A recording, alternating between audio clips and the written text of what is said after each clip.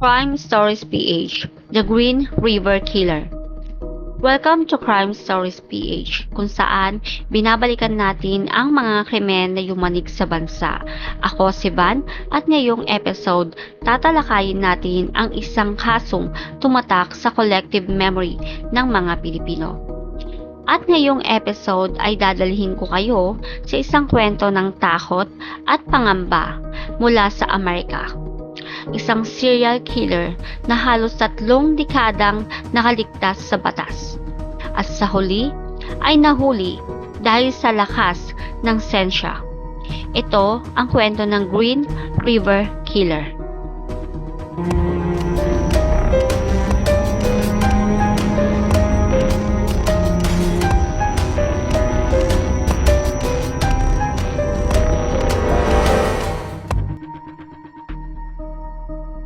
Noong 1980, nagsimulang lumitaw ang mga bangkay ng kababaihan sa tabi ng Green River sa Washington State. Karamihan sa kanila ay sex workers o kababaihang marginalized. Ang unang biktima ay si Wendy Lee Caulfield, natagpuan noong July 1982.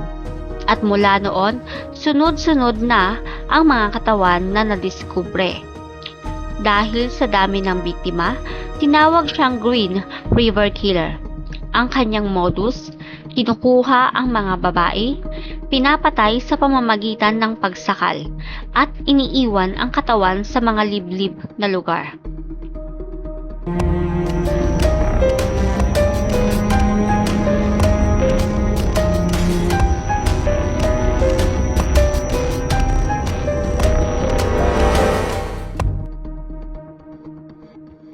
The Killer, Gary Ridgway. Ang taong nasa likod ng lahat ng ito ay si Gary Leon Ridgway. Sa paningin ng kapitbahay, isa lang siyang ordinaryong lalaki. May trabaho bilang truck painter, may pamilya, tahimik na kapitbahay. Pero sa likod ng normal na imahe, isa pala siyang serial killer na umamin sa higit 70 murders at nakumpirma ang 49 dito.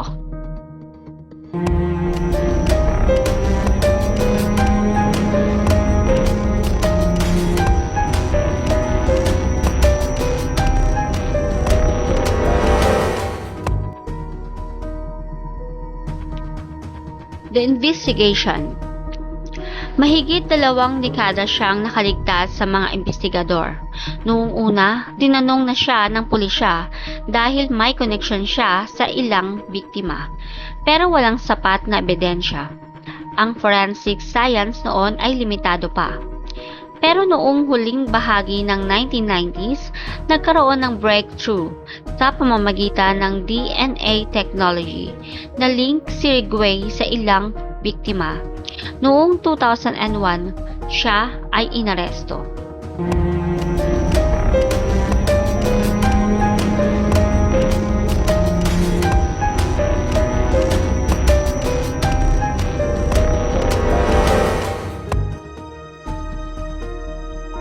The Trial and Confession.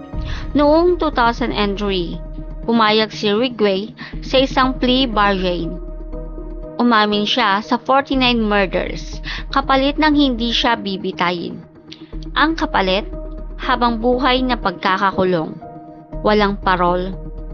At sa kanyang confession, sinabi niyang pinatay niya ang mga babae dahil madali silang target at hindi sila agad hinahanap.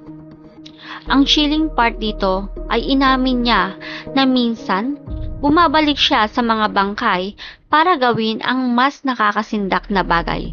Isa itong patunay ng kanyang pagiging psychopath.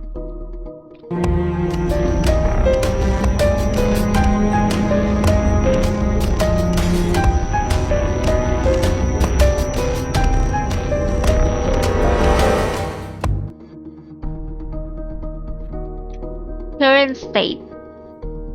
Ngayon, si Gary Ridgway ay nakakulong sa Washington State Penitentiary. Isa na siyang matanda, pero nananatiling isa sa pinakakilalang serial killer sa mundo. Ang kaso ng Green River Killer ay nagsilbing aral na kahit gaano karami ang krimen, sa huli, ang sensya at tiyaga ng mga investigador ang magdadala ng hustisya.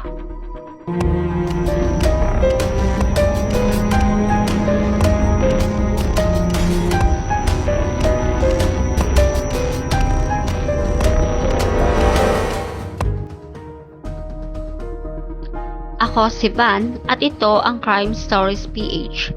Hanggang sa susunod na episode, manatili tayong mapanuri.